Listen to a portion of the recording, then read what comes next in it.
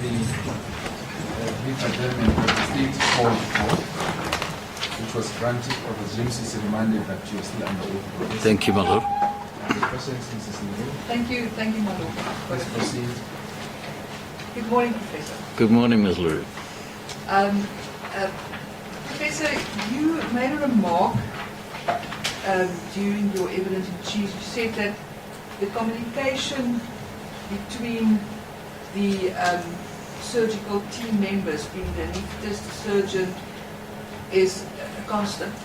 There should be constant communication about what's going on in theatre at the time. That depends on the circumstances. There are long periods of silence. I can understand that. But when there is a crisis, yes, there should be communication. Yes. Or an event that may develop into a crisis, isn't it so? Certainly. Yes. Because that is also what Professor Loughlin testified. He said that the members in theatre each has his own function, but there is a joint responsibility for the patient on the table. Isn't that so? That is correct. The matter was put down formally so that this bench may reflect whether the new persons have this clarity. But before we do, there was an issue that was called upon to decide. I was undecided at the time. I did not make a formal ruling either for or against, in spite of the rejection by the state in relation to the question that was posed in the examination relating to the Tebes matter. Council will remember. I recall, my lord. Right. So for the benefit and for the benefit of the court, I state formally that the evidence is inadmissible. So that's my ruling. So are there any questions that we will still want to ask? No, your lordship has made the ruling, we abide by it. Thank you.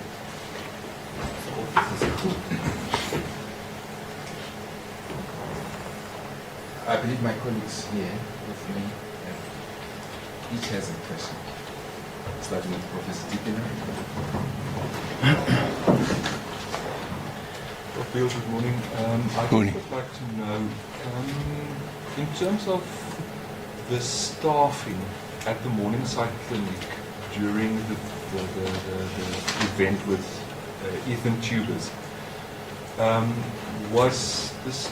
We heard evidence that there was 3 nursing personnel on for that evening service. Correct. Was that the normal staffing in that ward, or was that an exceptional issue at that time? No, I think that was normal night staff, Okay.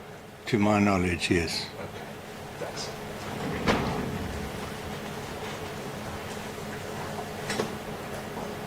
So if I understand your answer correctly, that was a standard approach. That was a standard normal. Correct, my lord.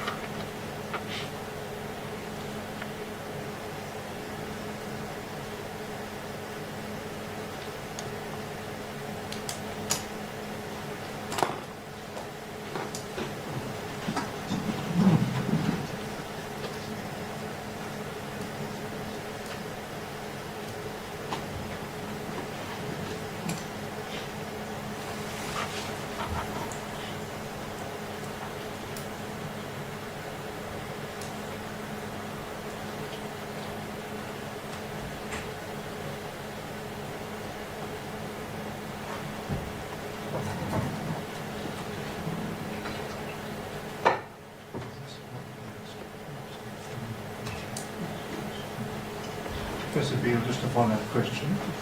Thank you. Given the the nature of the staffing, which at the Morningside Clinic on Friday evening, True. which we understand to be one registered nurse, one one enrolled nurse, and then one nursing assistant.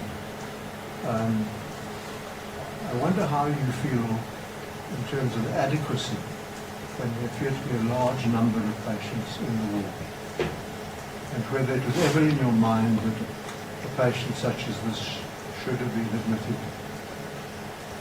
preventative, shall we say, to a high care unit or an ICU. Well, you know, the ratio of nurses to patients in the environment that we work in is probably never ideal. But you know, the nurse in charge was Sister Charity Hines, and she was a nurse that I trusted and had a good relationship with. Quite frankly, I thought it was a little bit unfair that she was dismissed after this issue. And with hindsight, you can say the surveillance was less than ideal, and they should have notified me earlier that there was deterioration in this patient's condition. However, what happened to Ethan Tubes is totally unexpected and unpredicted, and I've racked my mind to actually sort out exactly what did happen. But he had had a perineal operation in a 3-year-old, and it's not the sort of situation where you expect any complicated early course. And I don't think that sort of patient, most places in the world, would be given access to an intensive care unit. And it's certainly in our environment where there's limited intensive care access facilities. He was not a patient one would normally make provision for in ICU in his post-operative course. You would expect him to have a very smooth post-operative course, feed from the first or second day, and go home fairly early. Now, unfortunately, this didn't happen in this case, which was really unexpected.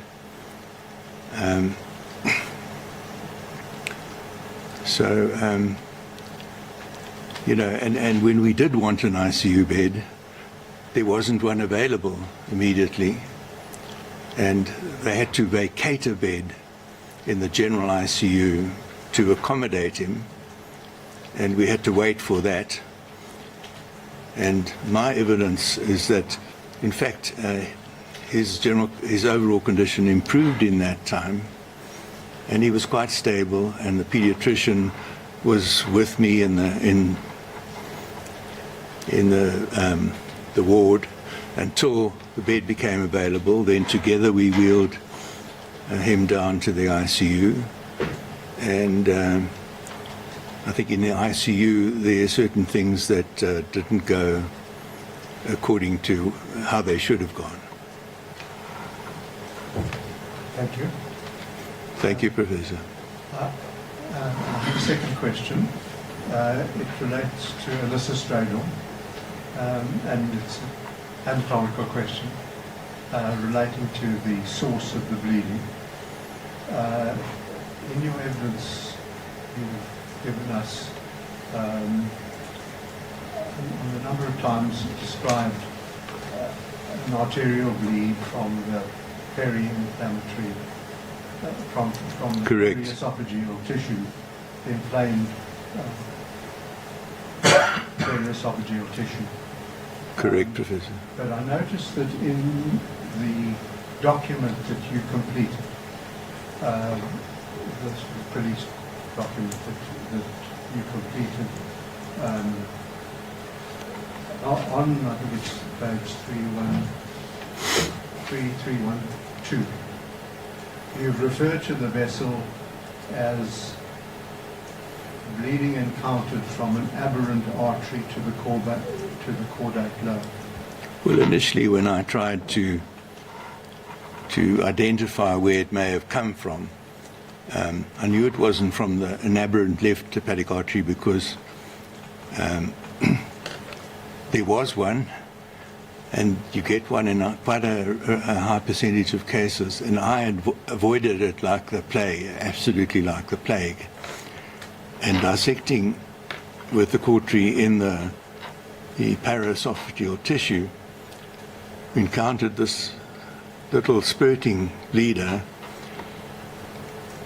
and I tried to decide where it was coming from, and I thought maybe it was, but of course there isn't such a vessel, so it's an unnamed vessel, and on reflection it was just in the hypervascularity of the inflammatory tissue.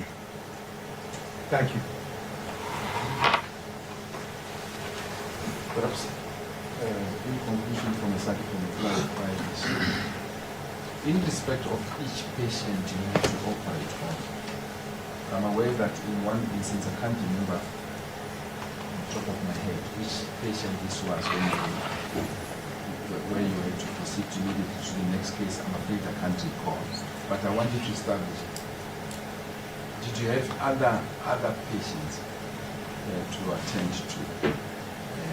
And if so, how many were there? Yeah, I think you are referring to Alyssa Stradham as well.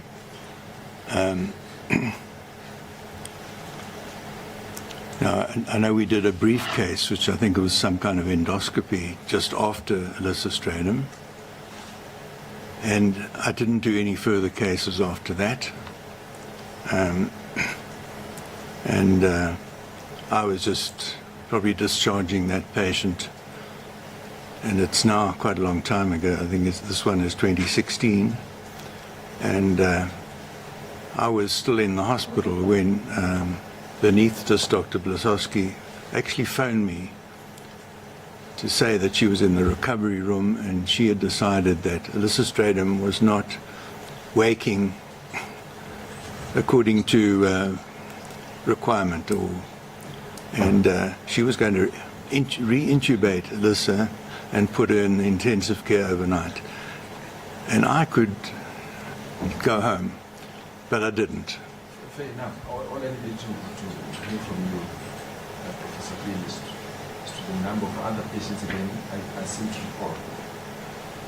That's all I recall, my lord. Where the anesthesia you had was called, there was an issue about the number of times she was called to the recovery room. So I'm aware of that incident. I just wanted to clarify whether, in respect of Syed, whether there was any other patient on that day that you had to attend to, for instance, or not? No, my lord. Yes, prior to Syed. Or you had others? We had a case prior to Syed. How many? One, and it was at the Brenthurst Clinic, which is stone's throw from the Parkland Clinic, just around the corner. So one before Syed, and in the case of Stradham, there was this other briefcase. One briefcase afterwards. No, I'm getting him mixed up with tubes now. No, there was no prior patient that I recall. And in the last case, tubes, what were the other patients? There was a newborn emergency, which I think was a perforated bowel, that was in the neonatal ICU. And we,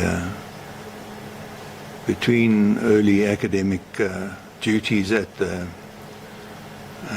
Charlotte Macheki Hospital and the medical school, I did that case, and which delayed the tubes case for less than an hour, I think.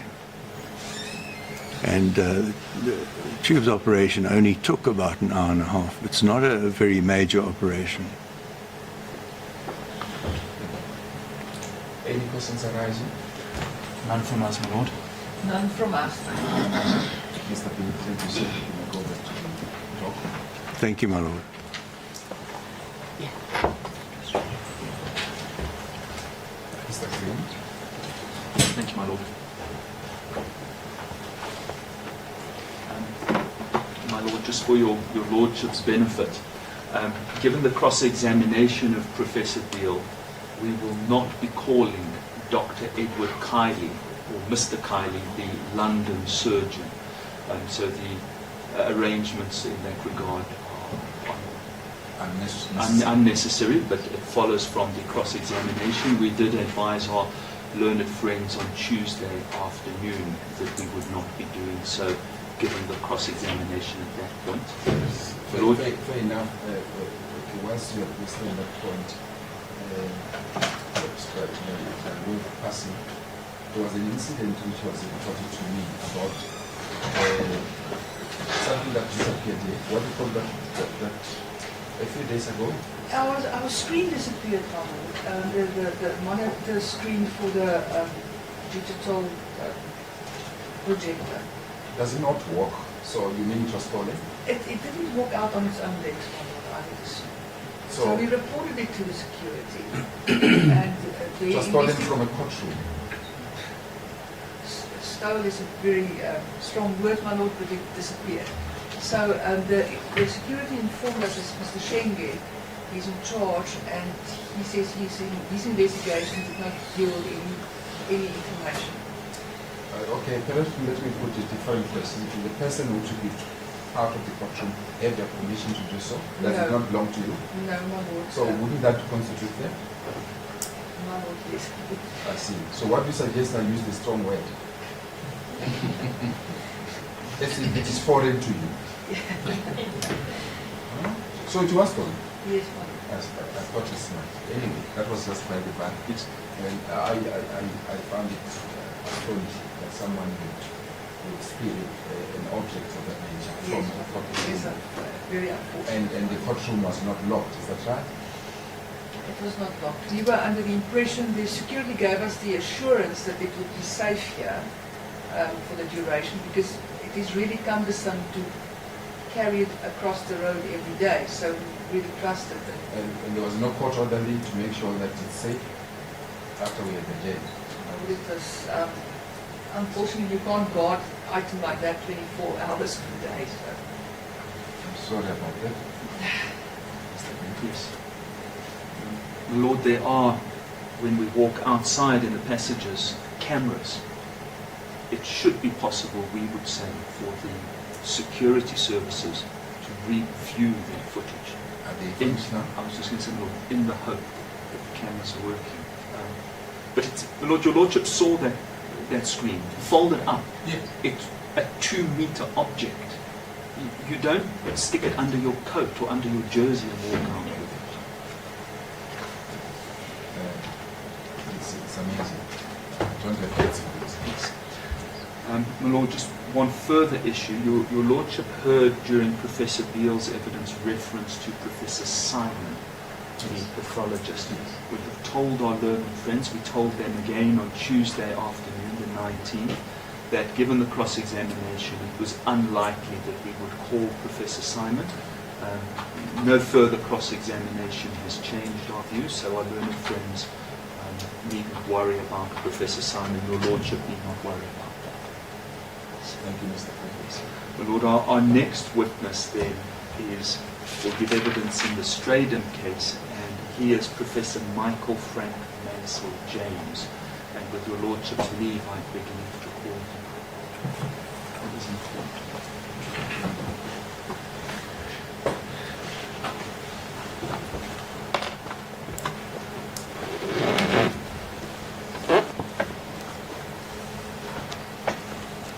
Your full names for the record, Professor? Michael Frank Mansell James.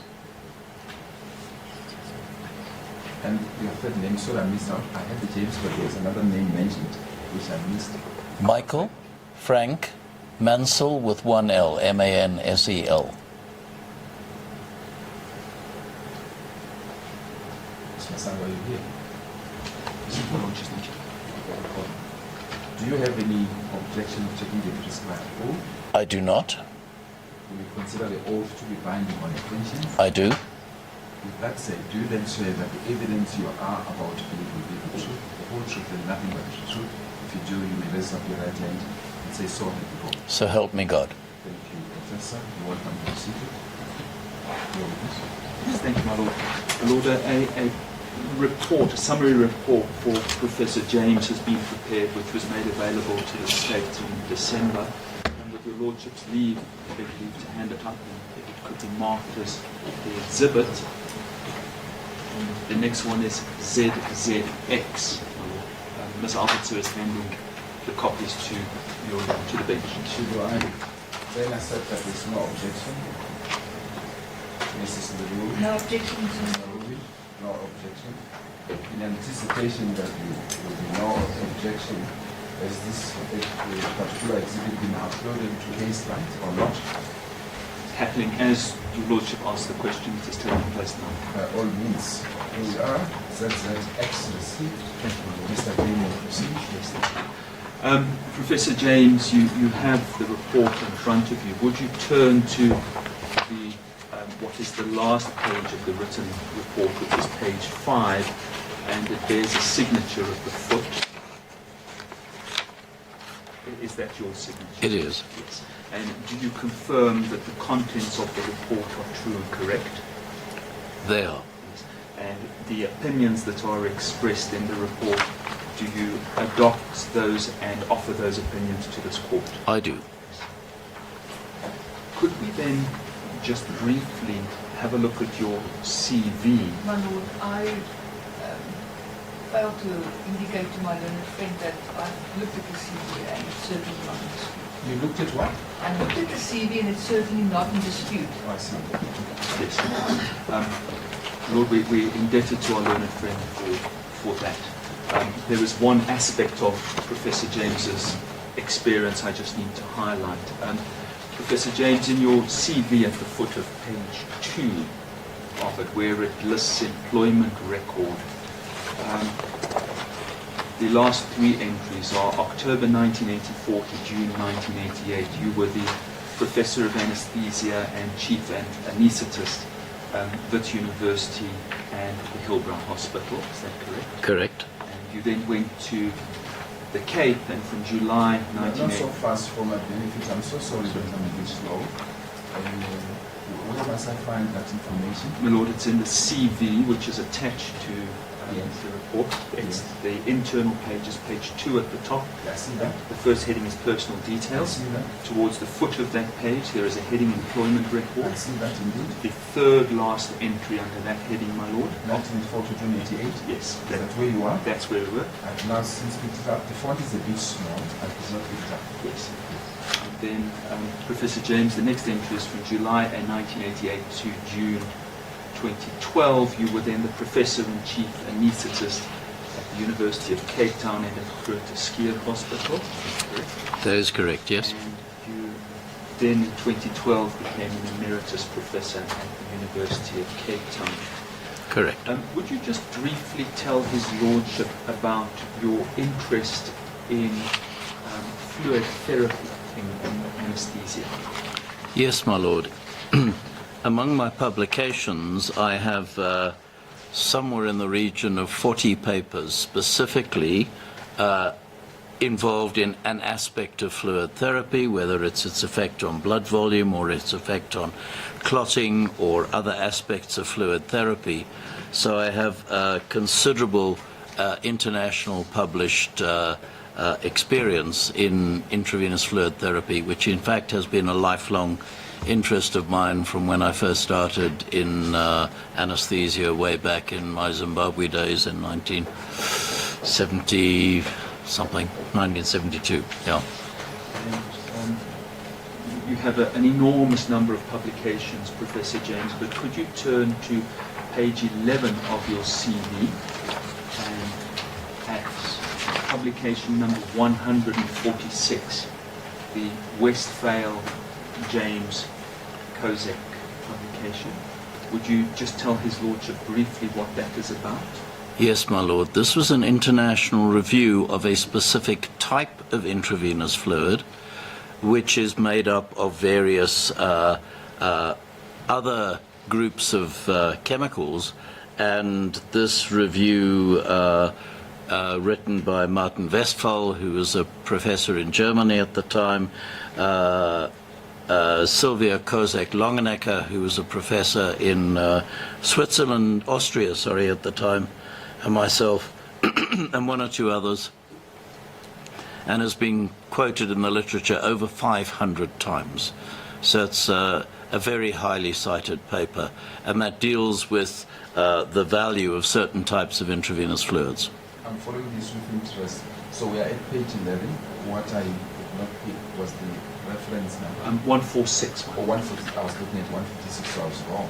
So it's 146. 146, my lord. So that's the international paper that has had the references, my lord. The doctors refer to citations of their papers, my lord, and in lawyer language, that's our case has been noted up X number of times. Yes, my lord, if I can expand, 100 citations is really the benchmark of a significant international paper, so 500 is exception. Then, Professor James, just one more. Item 159 on the same page.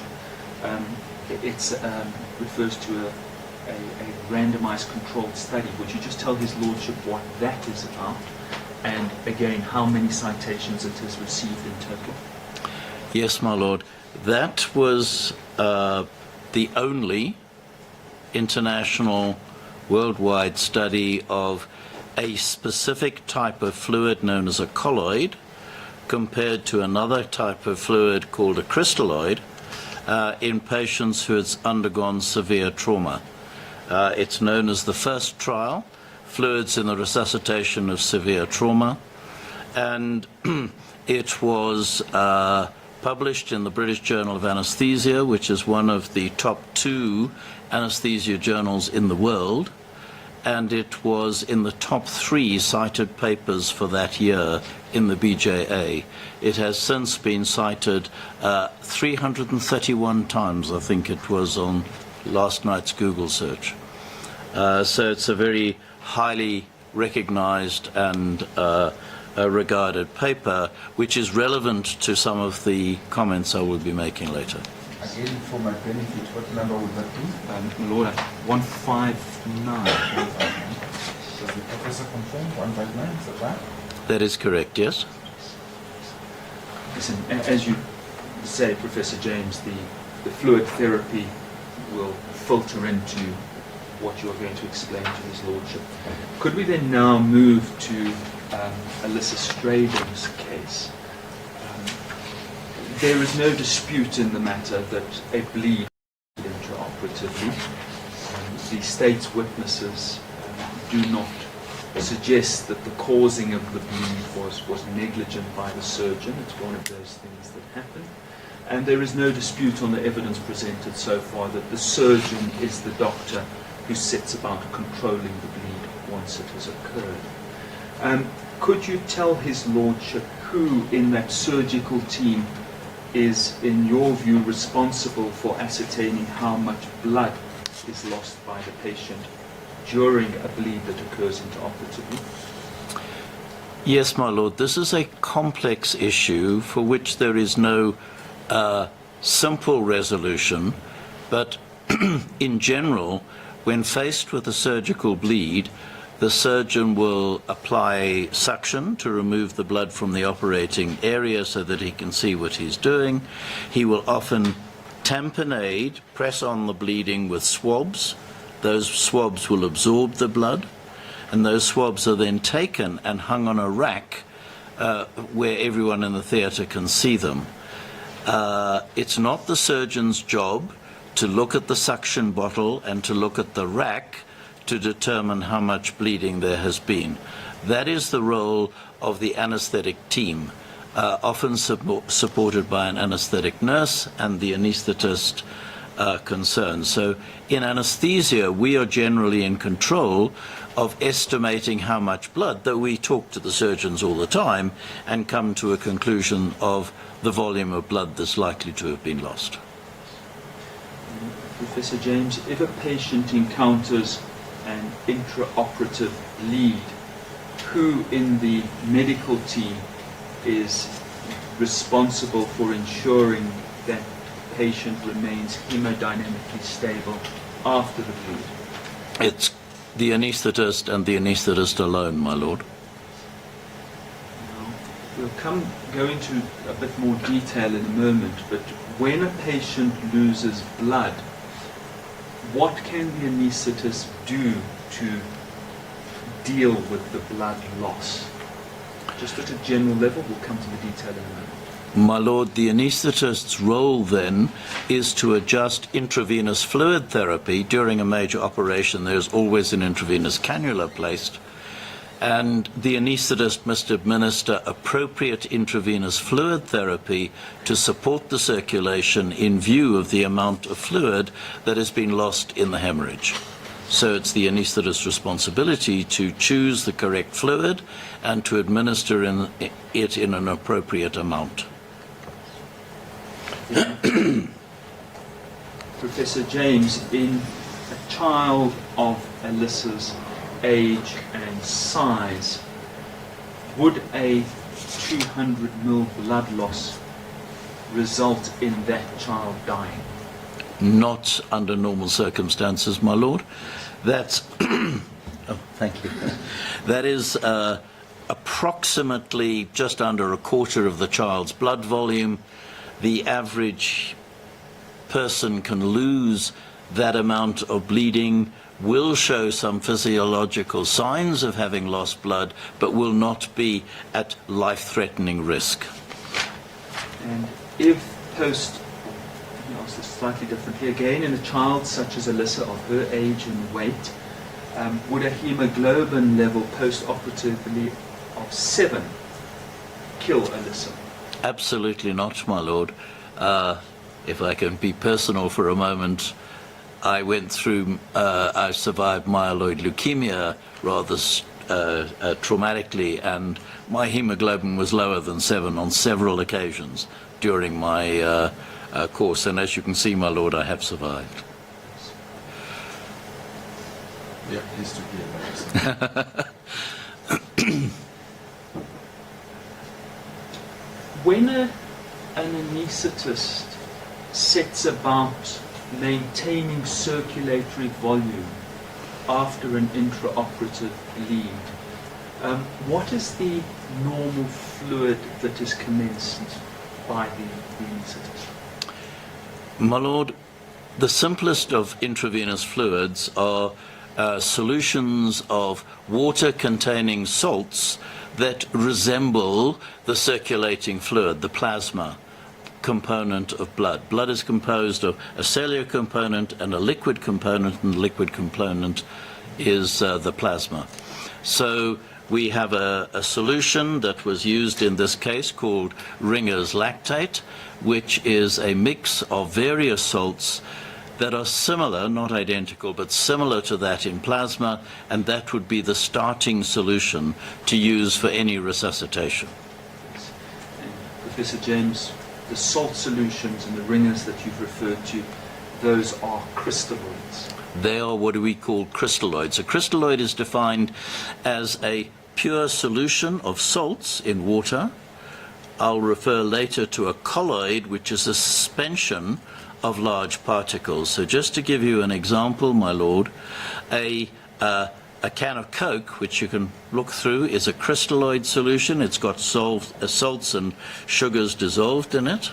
Milk is a colloid solution with a suspension. So there are different formats and they do different things. Now, when an anaesthetist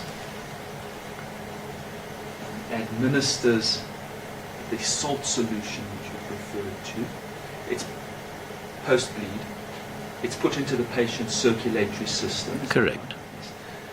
Does that crystalloid solution remain in the circulatory system? My lord, this gets a little complicated.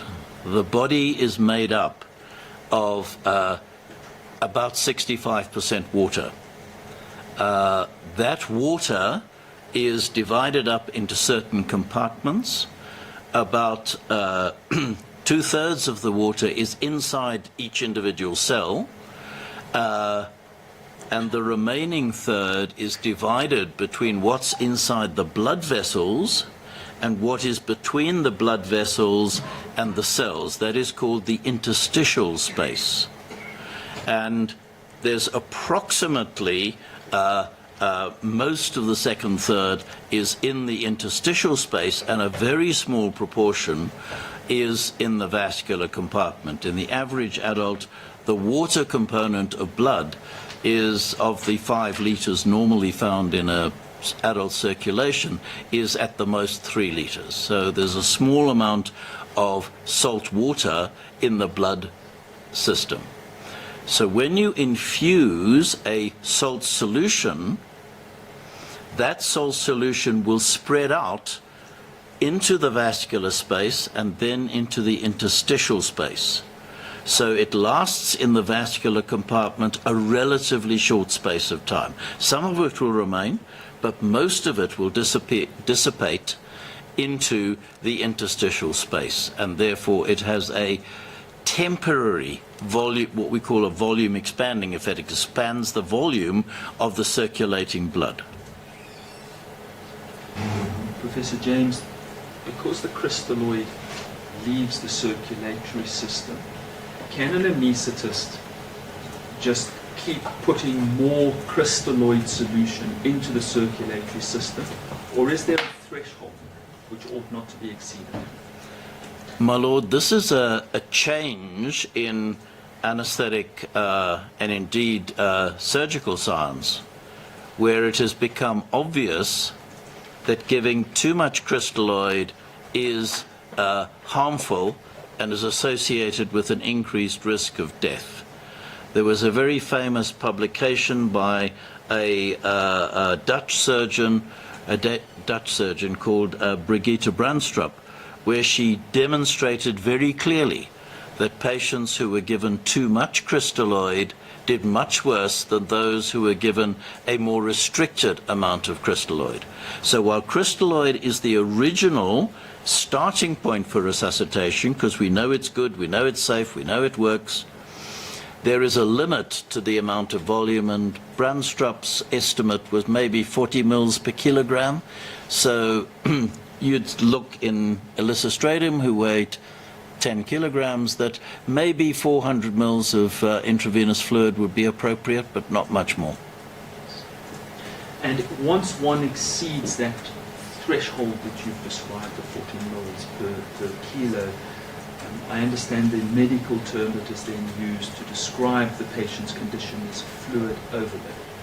That is correct, my lord, and that the international literature on fluid overload is conclusive. Fluid overload is associated with an increased risk of perioperative and particularly post-operative mortality. So fluid overload results in the liquid that has been administered into the blood vessels leaking into the tissues and creating edema. Now, edema is tissue swelling created by liquid, and it's the sort of thing everyone's familiar with. You bang your head and you get an egg on your head. Most of that is edema. Some of it's blood, but most of it is leaked fluid from the circulation system. So that's edema fluid, and that edema fluid can end up in very important places, notably, and I think highly relevantly in this case, in the lungs. And pulmonary edema is a life-threatening event. Just before we move on, sticking with the anaesthetist's administration of the crystalloids, bearing in mind the threshold limit you've described, could you explain to His Lordship how an anaesthetist ought to go about administering crystalloids after an intraoperative bleed, and what parameters the anaesthetist ought to observe when doing so? My lord, this is very difficult. Measuring blood volume is something that many of my colleagues have spent years trying to establish. It is difficult. So we do estimates that help us to understand the effects that our fluids are having on the circulation. So you must measure the heart rate, You must measure the blood pressure, and unfortunately in this case there are no records of either. I presume they were measured, but there are no records of them. But you can look at more subtle signs of adequate circulation. So I have a habit about which my juniors often tease me of rubbing the patient's ear to see how quickly the blood returns when you squeeze the ear. That's an index of how successful the circulation is. In this case, it would be appropriate to rub the heel of the foot, because that's where the anaesthetist would have had access, given the nature of the surgery being in the upper part of the body. So you would rub the heel and see it blanch, go white, because you press it and see how quickly the circulation restores that. That's a very good index of circulatory adequacy. Another more scientific measure is carbon dioxide. Now, on every anesthetic machine, you measure the amount of carbon dioxide the patient exhales. The carbon dioxide comes from the cells. As we're all sitting here, we're making carbon dioxide by the second. That carbon dioxide is carried by the blood into the lungs, and the lungs then exhale it into the exhaled air. During an anesthetic, the exhaled air is strictly controlled. It comes out of a pipe in the throat, and that pipe goes to an anesthetic machine where the amount of carbon dioxide is measured. Now, given that metabolic rate, the rate at which you're producing carbon dioxide, is relatively constant, if you're ventilating the patient, you're breathing for them at a fixed rate, the level of carbon dioxide that you measure is an index of how much is coming back to the lungs, which is an index, therefore, of how much the heart is pumping blood, what we call cardiac output. So if you're monitoring the CO2 and you see it drop, you know that your cardiac output is deteriorating and you need to do something else. As far as I know, that was never done in this case. Professor James, could you just explain to his lordship the titration of fluids by the anaesthetist when doing the monitoring that you've described? Yes, my lord. So the idea is, we don't know how much fluid this kid is going to need, this patient, whatever. We do know that our monitors will be reflect the effectiveness of that fluid, and we then try to give the right amount of fluid to give optimal results. If you give too much, as I already said, that can be harmful, especially if you give too much of just a crystalloid solution. So we would monitor the patient's condition closely.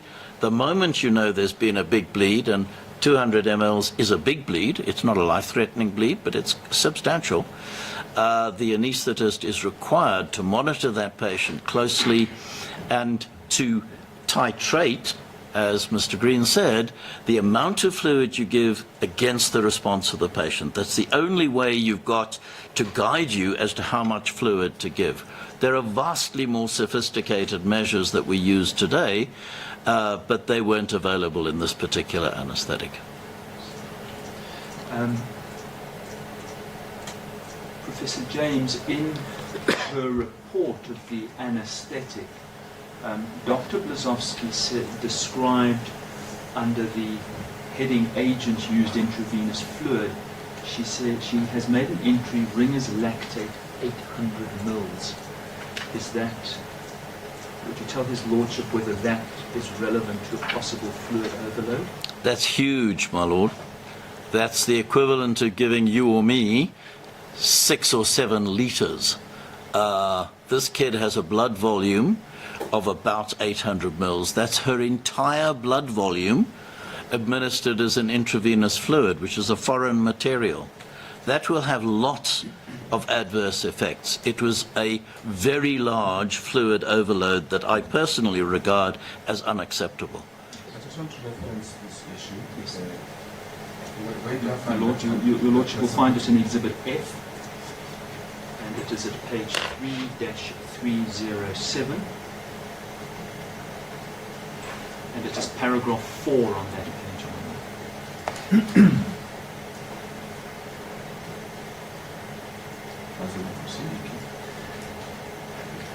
Professor James, just before we come to you explaining to His Lordship what in your view has happened to Alyssa, just as a general question, if an anaesthetist is administering crystalloid fluids and reaches that threshold that you described, which in Alyssa was about 400 mils, does the anaesthetist have other tools in their toolbox to then maintain the circulatory volume?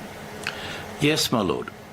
There's obviously blood, but blood is not your first step. In fact, we would resist administering blood until it was absolutely necessary, because although we call it blood, it's actually prepared red cells, and they are not ideal as a resuscitation solution. They contain chemicals, they contain biochemical changes, and blood is not always the perfect solution. What you need is volume, something that will stay in the circulation better than a crystalloid, but will maintain the circulation. Routine in every hospital in this country is the availability of a colloid, a suspension of a treated starch molecule that will stay in the circulation much longer than a crystalloid and will not leak out and cause edema the way that crystalloid solutions can do.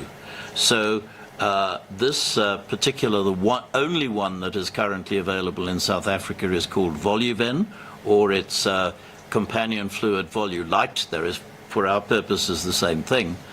And that could have been used, and I believe after 400 mils of crystalloid should have been used as the next fluid. Then, Professor James, you've had the benefit of reflecting with all of the available information on what may have been or have gone wrong with Alyssa. You had a look at the blood gas that was taken at 8:23 in that regard. And I'm going to ask that that file, the blood gas, be placed before you. My Lord, it's Exhibit F at page 3-296.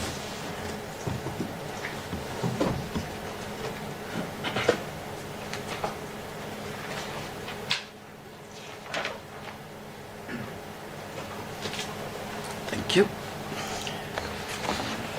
Professor James, the first general question, does that blood gas assist you in reconstructing what, in your opinion, probably went wrong with Alyssa? It certainly contains some information that I think helps us to come to some conclusions. The first point, my Lord, to draw your attention to is right at the top. The time is 20:38:21. Now that is time stamped at the time the blood sample is inserted into the machine that does the analysis. So you get your blood sample, you inject it into the machine, and the machine does a date stamp and a time stamp. It then measures the acid-base level in the blood, which is quite acidic, but it's more close to normal than I expected. But I understand there is a comment from Professor Beale that he administered bicarbonate during the resuscitation, which may well have accounted for that higher than normal pH. That is a measure of the acid-base state of the patient. I would have expected a much more acidotic, a much lower pH than that you see there. The PCO2 and the PO2 are within acceptable ranges. The sodium is normal. The startling measurement is the potassium. That is 9.6.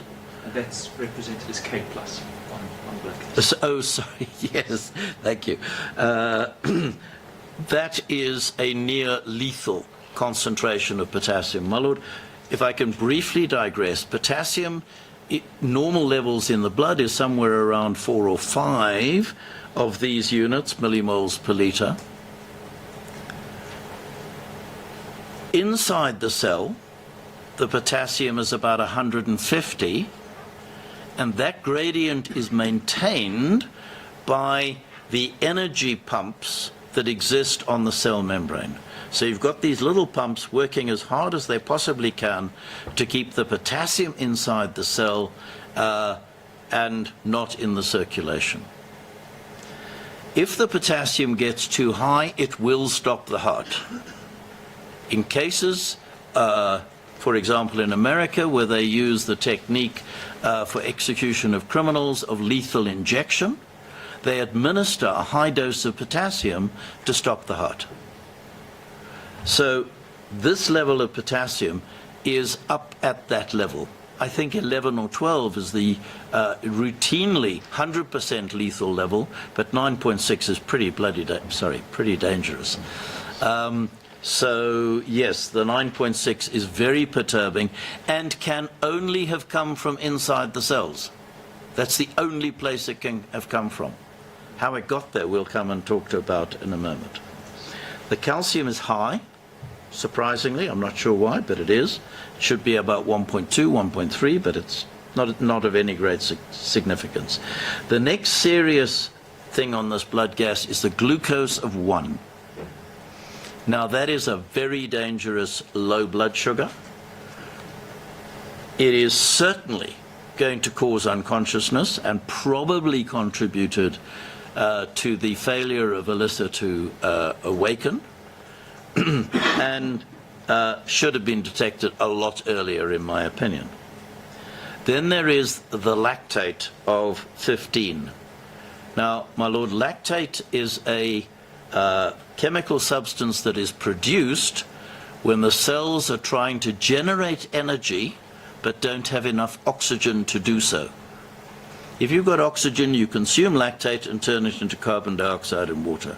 If you don't have oxygen or enough circulation, you produce this intermediate chemical in the energy producing pathway that is called lactate, and that then appears in the circulation. So that high lactate indicates without any doubt at all that the circulation in this patient at that time and for a significant period before that time had been very poor. So in my trauma trial, for example, I was dealing with patients with very severe injuries, the one we referred to as 159.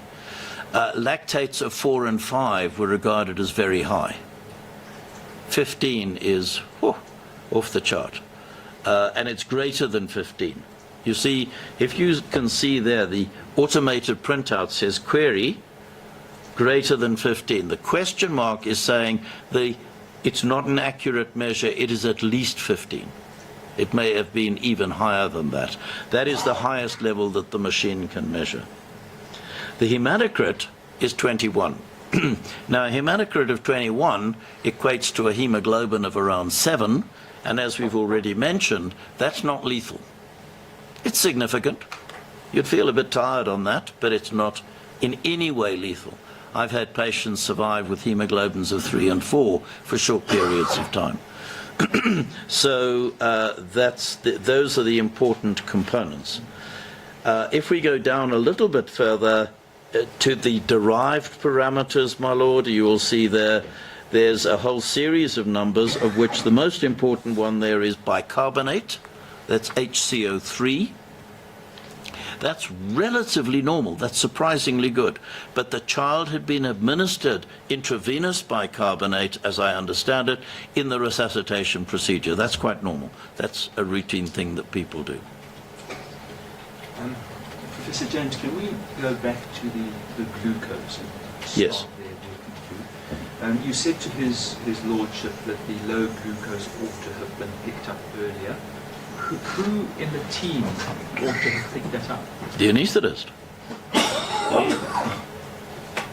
Just some general propositions again. If there is an intraoperative blood loss, does that typically result in an increase or a decrease in the glucose levels of the patient? My lord, blood loss, well, surgery in general, places a stress on the circulation system that generates adrenaline and noradrenaline as part of what is known as the stress response.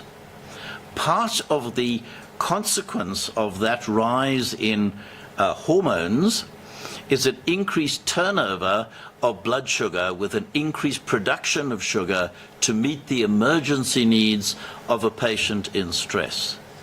That sugar comes out of the liver. The only way we can store sugar in our bodies is in the form of a chemical known as glycogen, which exists in the liver. Under a stress circumstance, high adrenaline, noradrenaline, which are known as catecholamines, I might slip that word in from time to time because it's familiar to me, that will raise your blood sugar, provided you've got glycogen in the liver. You cannot make sugar from any other source except breaking down protein, which is a slow process. Can be done, but it's a slow process. Fat does not convert to sugar, so you can't use your fat sugars to make sugar. So in the short term, an hour or two, you're looking at your glycogen reserves in the liver to respond to the stress response by raising the blood sugar. And that's the normal, almost inevitably in a surgical procedure, the blood sugar will go up. So the blood sugar in Alyssa's case has not gone up, it's dropped significantly. Correct. You have a view on why that may be so. Would you tell His Lordship why you think the blood sugar may have dropped? Yes, my lord. Alyssa had a long history.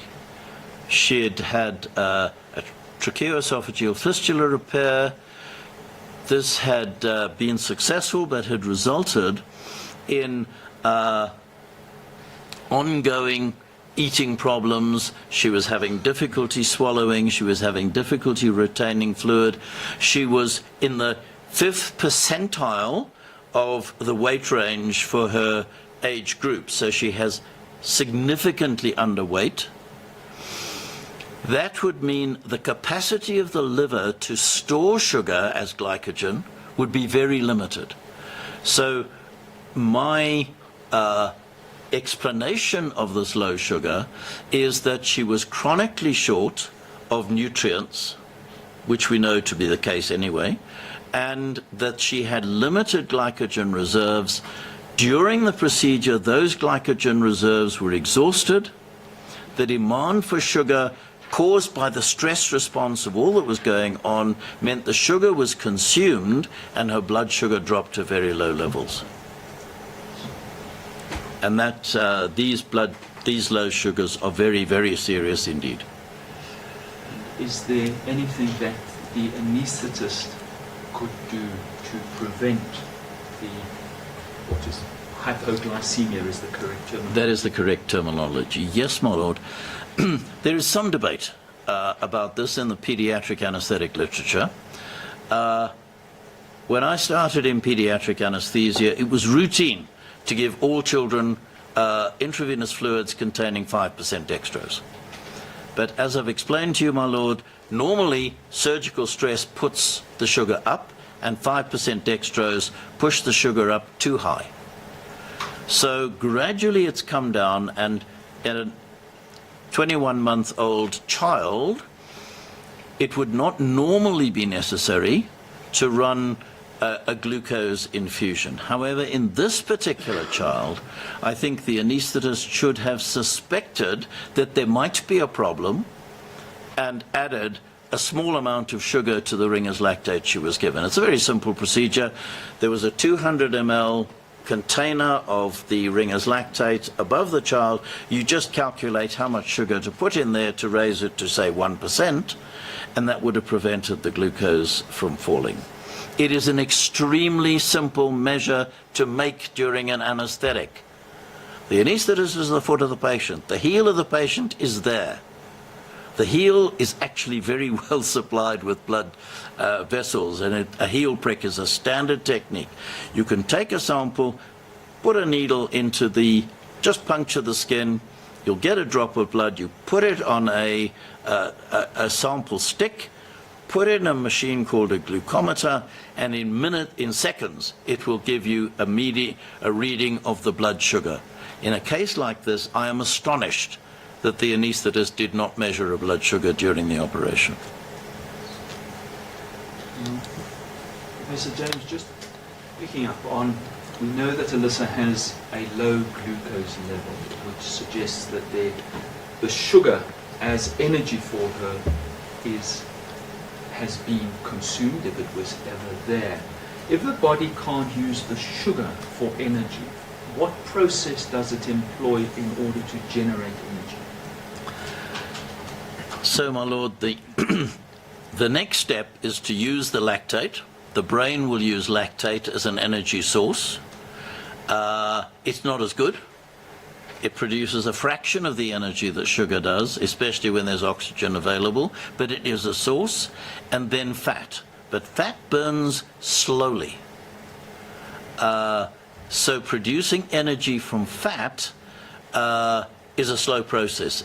It does happen, and it works very well in chronic processes, but in an acute situation, this child would have been relatively energy deficient. And that's going to limit the ability of the patient to respond to physiological challenges. And the use or the breaking down of fat, does that produce lactate? It can do in one of the metabolic pathways. It usually produces what are known as ketones, but lactate is also a byproduct. So that is possible marker that this kid was going through a stress response and doing everything it could to mobilize its energy stores. Professor James, when you say that's a marker, you pointed to the page. Do you refer to the blood gas result as? Yes, the lactate that we've got here, yes. And the lactate is 15, which you've explained is it's very high. Very, very high.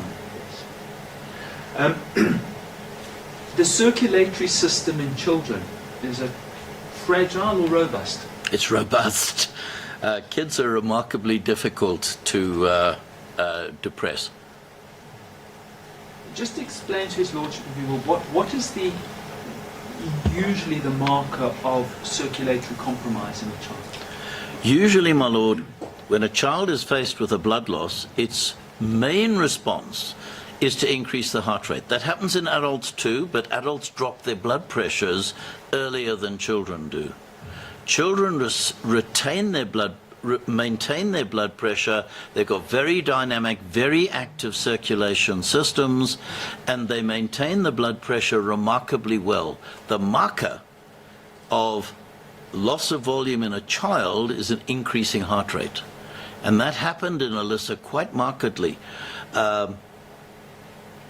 Immediately before the surgery, on the pre-operative record, her heart rate is recorded as, I think, 130. And during this crisis period, it went up to 156. Now, for a nearly 2-year-old child, that's quite a high heart rate. That indicates that she's under stress.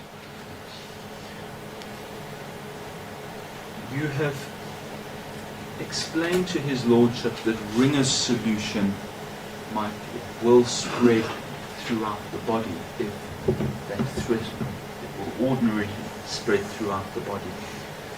Just explain to His Lordship that once the Ringer's leaves the circulatory system and goes into the various other spaces, how does it impact on lung function? Yes, my lord.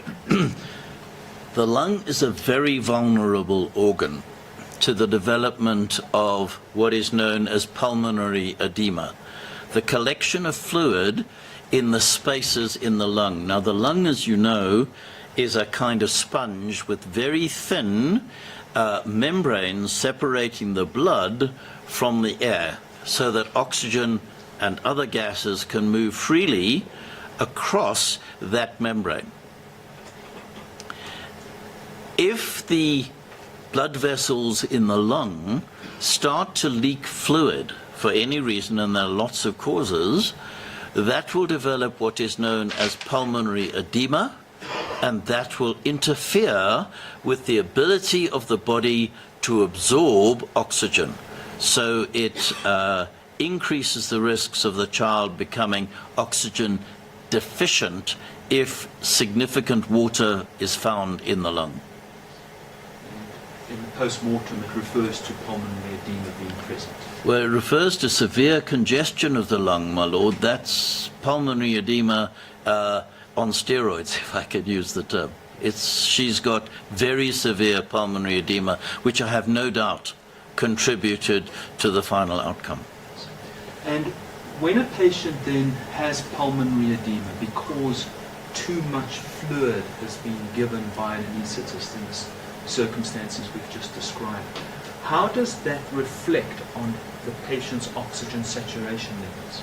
Well, the saturations will eventually start to drop. Initially, the lung has a lot of reserve, and you can manage with a significant amount of pulmonary edema, especially if you're receiving oxygen, and you will maintain the oxygen supply in the bloodstream as reflected by constant monitoring on the saturation monitor. But as the pulmonary edema accumulates, the ability of the blood to absorb oxygen deteriorates. And we saw that in this case gradually, although the saturations were okay when the child arrives in the recovery room, gradually the saturations deteriorated until we reached the crisis point. And the problem, my lord, is that there is what anaesthetists refer to as a slippery slope. Your saturation can be quite good, 90, 91, and then the level of oxygen drops off very steeply once you get below 90. That means you can, if you're sitting with a borderline oxygen and it drops just slightly more, your saturations can plummet. And I'm pretty sure that's what happened here. Are you able to offer an explanation to His Lordship in the case of Alyssa what the process may have been that resulted in this high potassium level? What it was that resulted in the escape of the potassium from the cells is perhaps another way of asking the question. Yes, my lord. As Mr. Green correctly indicates, the only source of this potassium is from the cells. Ringer's lactate contains 4 millimoles of potassium, or 5 millimoles of potassium, depending which preparation it is. So that won't be the source of potassium of 9. She wasn't given any blood, which can contain quite a lot of potassium. So there really isn't another source except the intracellular space. And as I indicated earlier, my lord, the intracellular space contains vast quantities of potassium that is kept inside the cells by these very high energy demanding pumps called sodium-potassium ATPase. So these are highly energy dependent, they require constant energy supply, and if the energy supply starts to fail, those pumps start to fail and potassium starts to leak out of the cell. And that is usually accompanied by a rising lactate. Now this is one of the most, possibly the most severe hyperkalemia, as it's called, high potassium, that I think I've ever seen in a patient who wasn't actually dead, although she was during cardiac arrest. So it is a pretty dangerous level of potassium. So it indicates that there had been, I think, a prolonged period of inadequate circulation and inadequate blood supply to the cells, allowing this potassium leak to accumulate over a long period of time, an hour, maybe 2 hours. Professor James, I want to try and summarize what you have said and draw the different strings together. Please tell me whether this is incorrect. Alyssa would typically have used energy in the form of glycogen, which she would have taken from her liver. The low glucose level tends to indicate that her energy from glycogen had been exhausted. She would then have used either lactate or have burned fat as an energy source. The high lactate level tends to indicate that there may have been some degree of fat burning over a period of time as an energy source.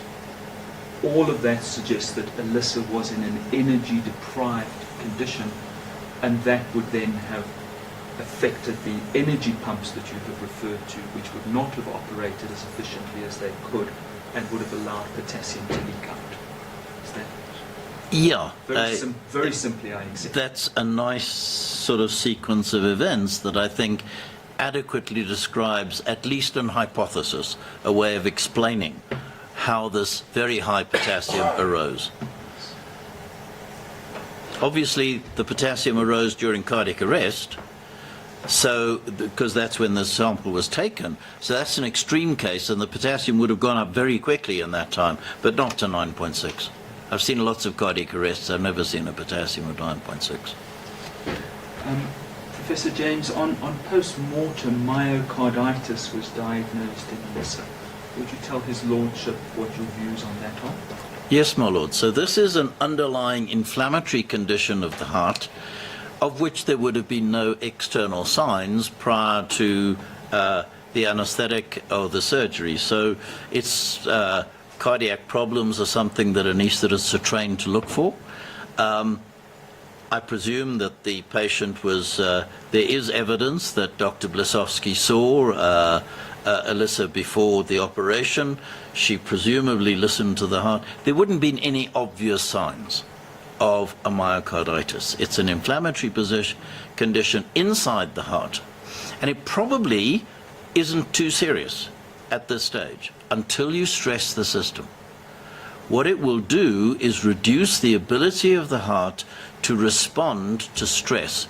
So although most of the stress to which Alyssa was subjected in a normal patient would probably not have been lethal, in this patient with the added complication of myocarditis, the combination of events led to a fatal event. Professor James, within the medical team in the theatre, who is it that has the skills to deal with circulatory volume, glucose levels, potassium levels, energy within the body, and the interplay between all of those? Is it the surgeon or is it the anaesthetist? It's the anaesthetist, my lord. We are trained in physiology. Physiology is the bedrock of anesthesia. And the anaesthetist is the person who manages the physiology. The surgeon manages the anatomy, and the anaesthetist manages the physiology. Very clear-cut distinction. In your report at paragraph 6.9, it's the final paragraph, you say, Professor James is of the opinion that the professional shortcomings of Dr. Blisowski are of such a nature that they are a likely cause of the tragic result. I feel that very strongly, my lord. I do not think that the anesthetic management of this child met any of the standards that you would expect of a specialist anaesthetist. I was disappointed is the weakest word I can use by the conduct of the anaesthetist. Well, I just check with my team if there's anything else. Yes, my lord, that is the evidence in chief. Thank you. My lord, may I ask for a short adjournment in view of the fact that Professor James raised several aspects outside of his summary that was provided to us. I just need to get my thoughts around that, and then I'll be ready. I would ask about 15 minutes. Yes, my lord, there's no objection at all. This is complicated stuff that Professor James has testified on. I just want to know until what time do we have today? Well, the usual time, given the association of and guest. Is it 12:15? We can't go beyond 12:30. 12:50 is perfect. Will that cover both of you, you think? Are we covered in terms of time? Yes, my lord. Yeah. Thank you, my lord. May we take this adjournment? I'm afraid I have to leave it for as you must then be asked questions by the state. We take the 15-minute break as requested.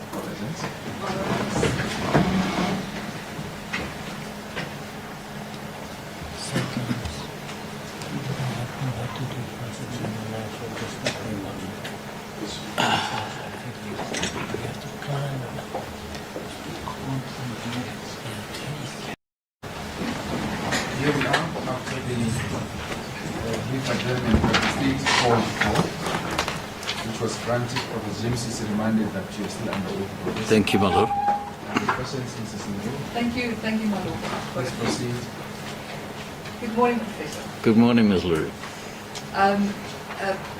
Professor, you made a remark during your evidence in chief. You said that the communication between the surgical team members, being the anesthetist, the surgeon, is constant. There should be constant communication about what's going on in theatre at the time. It depends on the circumstances. There are long periods of silence. I can understand that. But when there is a crisis, yes, there should be communication. Yes. Or an event that may develop into a crisis, isn't it so? Certainly. Yes. Because that is also what Professor Loveland testified. He said that the members in theatre, each has its own function, but there is a joint responsibility for the patient on the table. Isn't that so? That is correct, although those responsibilities are in different areas. Absolutely. But they can also sometimes overlap, isn't They it? can. Yes. You also indicated in your evidence in chief that that the blood loss was not lethal, but indeed significant. Correct.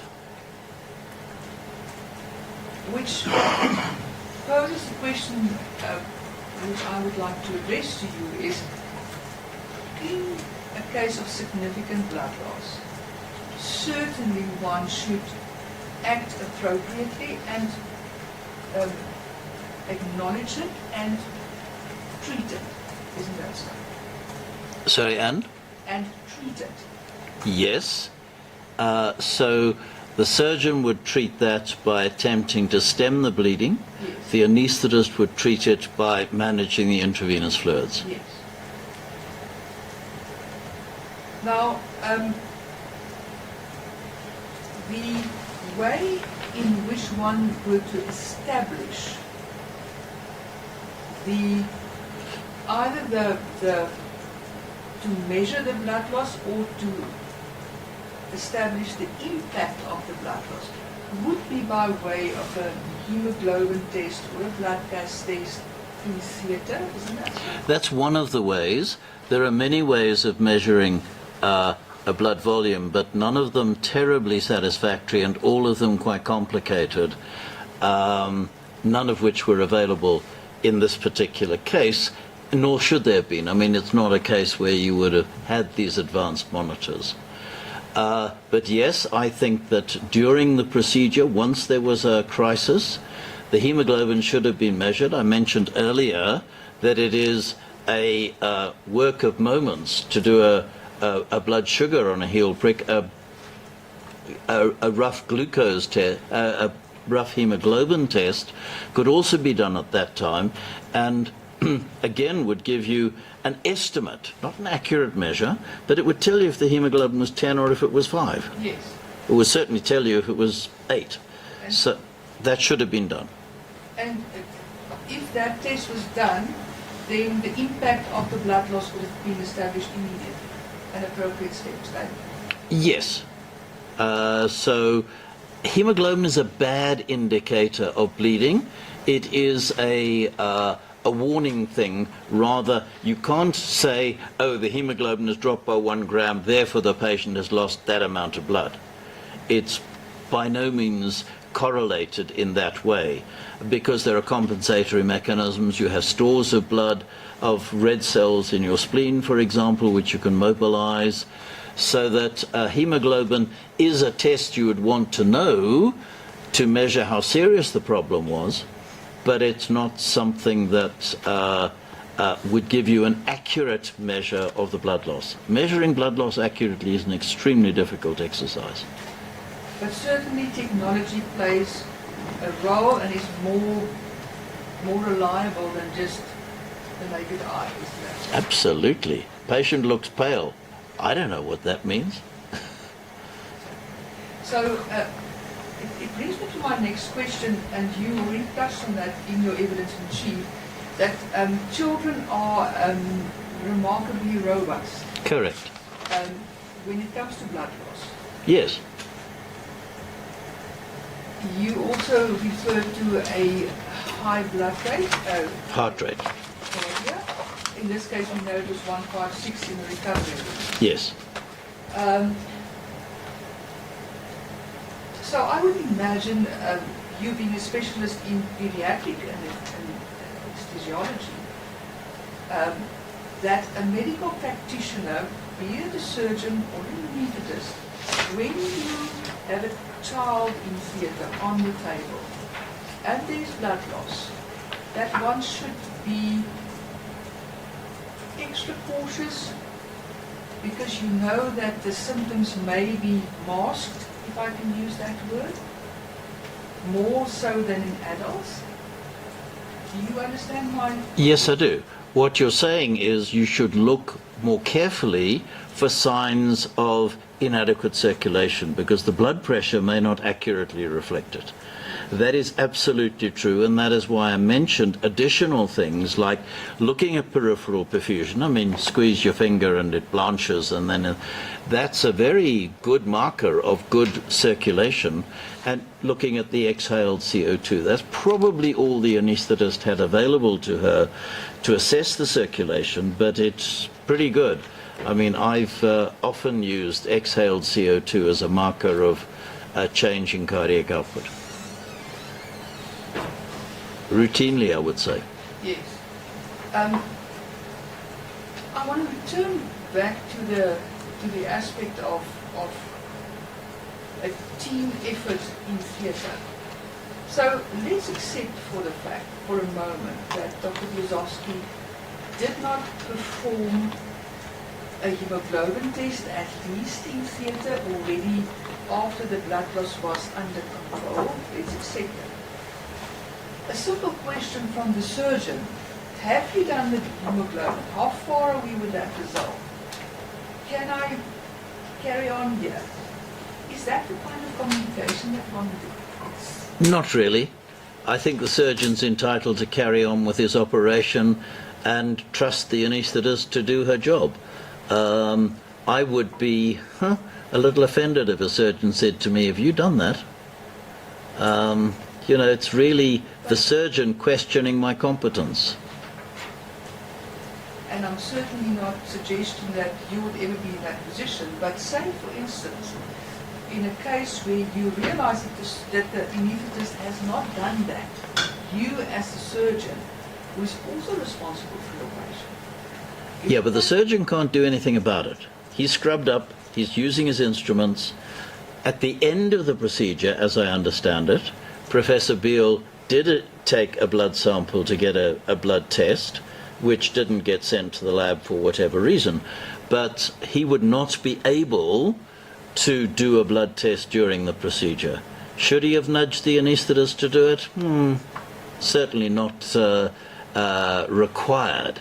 It's the kind of thing that a teamwork establishes between the people, so I would never go so far as to say it was mandatory for him to do so.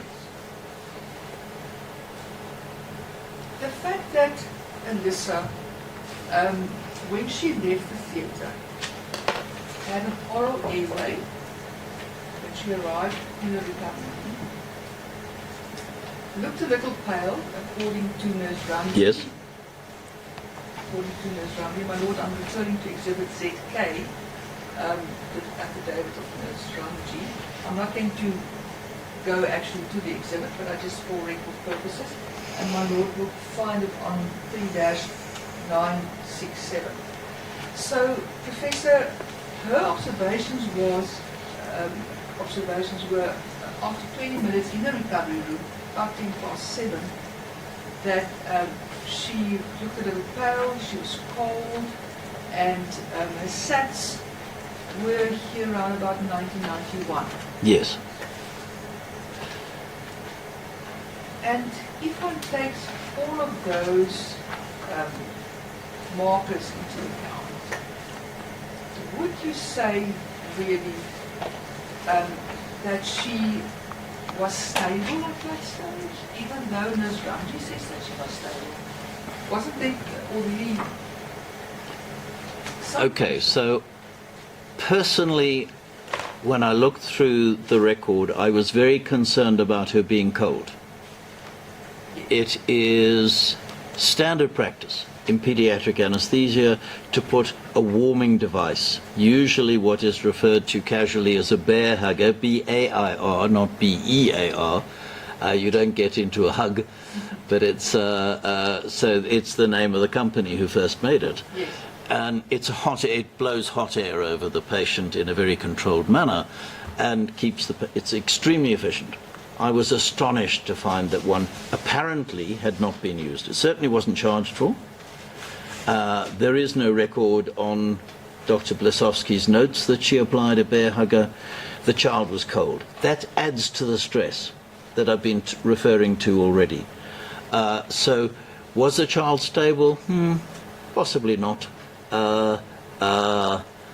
Whose judgment call is that? The nurse on the recovery room said she was stable. Well, it's a judgment call. She obviously wasn't stable because she deteriorated. Well, that is exactly Professor Lapland's evidence. So you would align yourself with him on that aspect? Yeah, I mean, underlying inside the physiology, the child appeared stable but could not have been because the child did deteriorate. Could one make the following argument out, that, right or wrong, Dr. Blisowski's administering of the 800 ml of venous lactate was her attempt, again, right or wrong, to remedy the apparent or the blood loss, the effect of the blood loss? Yes, it had to be. That's why she gave it. It was wrong, in my view, but can be there are only two explanations for that volume of fluid. One, she made a mistake, and I think given the evidence of, is it Nurse Gilbert, who said, sorry? Gordon, thank you, who said that there was a 200 ml Buretrol used, makes it unlikely that it's easy enough. You put up a litre bag, you turn on the tap and it runs in, and that didn't happen in this case because there were 200 ml Buretrol. So she deliberately gave 800 mils. Now, that is a total variance with her report that the anesthetic was stable. How do you give 800 mils of fluid to a 10-kilogram kid and say the anesthetic was stable? It's not tenable, I'm afraid. Doesn't stand up to examination. The kid could not have been stable intraoperatively. I just want to ask you this one question, Professor. And that is, we know now that after Alyssa, there was apparently a short further procedure performed by the same team, being Dr. Blisowski and the accused. I don't know anything about that. I believe that's the evidence, yes. Yes, that is indeed the evidence. You can accept that. And the evidence is also that Nurse Ramji called Dr. Blisowski out twice from the theatre where she was busy attending to another patient, back to the recovery room, because then she was starting to get concerned when Alyssa did not wake up. My question is this: isn't it a bit unfair towards Dr. Blisowski to have expected her to continue with the next procedure and then have to divide her attention between the recovery room and the theatre? It's what happens. So you do an anesthetic, you've got another case waiting, you hand the case over to the recovery room. As far as you are concerned, and this was Blisowski's opinion, I have no doubt, the child was stable at that point. It was a wrong call, but it was her call. she'll go and do the next case. You can't hang around forever. Theatre time is expensive and rare. So, yeah, it's routine. That will happen in every operating theatre every day of the week. An anaesthetist will hand over a patient to the recovery room staff. I don't think she should have left the child at that point, because the child clearly was not waking up. I think there was enough indication for Blasowski to have stayed with the child, but that's her call. She has the right to say, sorry, I can't do the next case, I've got to stay with this one. Her call. Not the surgeon's, her call. A moment ago, I'm sorry to come in. Yes, my lord. You suggested that the child couldn't have been stable because the child eventually must. But appeared stable. And you said the child could not have been stable. Could not have been in fact stable, but the outward appearance was that the child was stable. Do you follow the distinction, my lord? I'm sorry if I'm not being clear. So, from what you're looking at, the child seems adequate. The saturations are all right. They're a bit low, but they're okay at 91, 92. The heart rate is constant. It's fast, but it's constant, and the child is breathing. The recovery room nurse thinks the child is stable. So the appearances of stability, in retrospect, we know that that could not have been the case, but only in retrospect. You're looking skeptical, my lord. Am I not making myself clear? I'm digesting what you said. Thank you. Professor, that's exactly my point that I wanted to make, is you have to look at a patient holistically. So exactly those aspects that you've now mentioned is actually, I would want to argue, an indication that she was not stable. The fact that she had oral airway indicated that she could not control her airway properly. The fact that she was pale, the fact that she was cold, we know there was blood loss in theatre. It was a long operation. All of those factors surely would indicate that she was not stable. My lord, Ms. LaRue is absolutely right. Dr. Blasowski should never have left the recovery room. That's, I mean, to start another case is her call. In my opinion, the child was not in a satisfactory condition. Stable's one thing. Stable means it's not changing at that moment.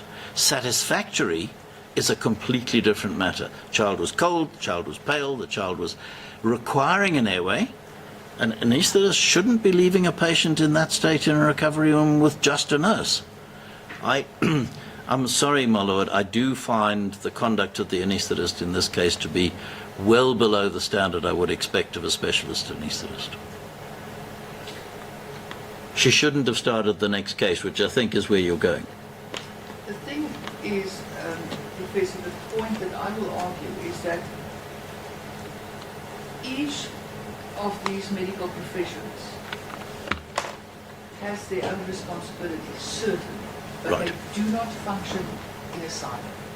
Correct. There should be constant communication between the different parties. Yeah, so the surgeon finishes the case, the anaesthetist takes the patient to recovery. The anaesthetist is the only person with the patient from the theatre team. Sometimes the theatre nurse will go with, but generally the anaesthetist and the theatre nurse leaves, the anaesthetist hands over to the recovery room. The surgeon, in the meantime, is writing notes of the previous case and waiting for the anaesthetist to come back to do the next case. The anaesthetist comes back and they carry on with the next case. It's the anaesthetist's decision. Absolutely hers and hers alone. A simple question from the surgeon is my patient okay after the blood loss? Have we done the hemoglobin? What is the next step? Isn't that what? There's no question that Blasowski would have said to the surgeon, she's fine. That's what she said to him at the end of the case. And yet she gets called out twice from the theatre. Blasowski was wrong, but that's what she would have said to the surgeon. I know where you're trying to go. You're trying to say the surgeon had a responsibility to wait until the patient was better. That's the anaesthetist's call. They are different beasts. Believe me, I lived in that world for 50 years. I'm not following with you. The surgeon will assume that if the anaesthetist comes back from recovery, and it's an entitled assumption, he's allowed to do that the anaesthetist is happy with the condition of the patient. Thank you, Professor. Thank you, Malona. I see Mr. Green shaking his head in satisfaction. Are you happy? No re-examination, Lord. I was just confirming with my team. Nobody has any further questions. I protest. My lord, anything from the bench? I'm trying to catch my breath. Sorry.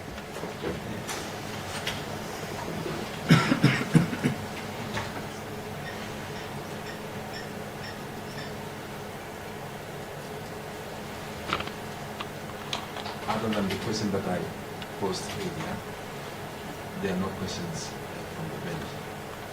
Thank you, my lord. Thank you, Professor.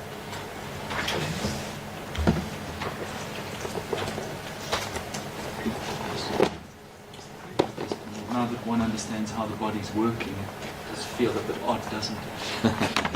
What feels odd now? Well, there's pumps going on inside me that are taking energy from sugars. And yes, but as Mr. Roos said, both he and I have the same problem. Our bodies aren't using quite enough sugar, it seems, because they're not burning the fat. Lord, that is our witness for today. According to our plan, our next witness will be Professor Moore on Monday morning. And he's the Hirschsprung's and hyperganglionosis one. And then on Tuesday it will be Professor Andre Kutsia, an anesthesiologist in the science. We are on track, are we not? We are. Professor James, from what if I heard him correctly, spelled out very hard. Yes, Lord, it's Yes? B-A-I-R. And then Haga, H-U-G-G-E-R.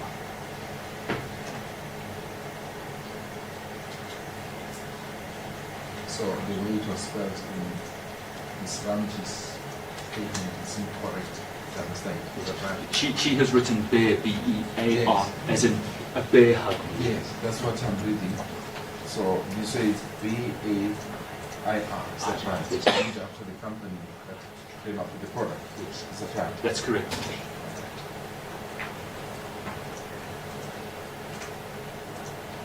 Was there reference before by any other person to this? Or was it misspelled before? Do you know? In any of the documents? My Lord, I don't want to fall into the same trap. I don't use these products. Yes, my Lord, it is, I can't remember exactly where. It is spelt B-E-A-R, the animal, in some places, but somebody has spelt it correctly. I just can't remember who it was. So the correct spelling is B-A-I-R. Yes, and it is in these papers, somewhere in these thousands of pages, somebody has spelt it correctly. Lord, I'll put it in the glossary, I think. Or did you? The long forgotten glossary. No, no. Because I also not forgotten. It's found on record, the- so we go I found the correct spelling indeed. I appreciate that. I won't prolong the exercise. Let's attend until Monday, the usual time. Sure, yes. Mr. Beale, the matter is adjourned for the reasons that have been placed on report. See you Monday. The usual time is 9:45 a.m. for you. The day conditions are still applicable. Do you understand? I do, my lord. We adjourn. Everyone enjoy your weekend. Right.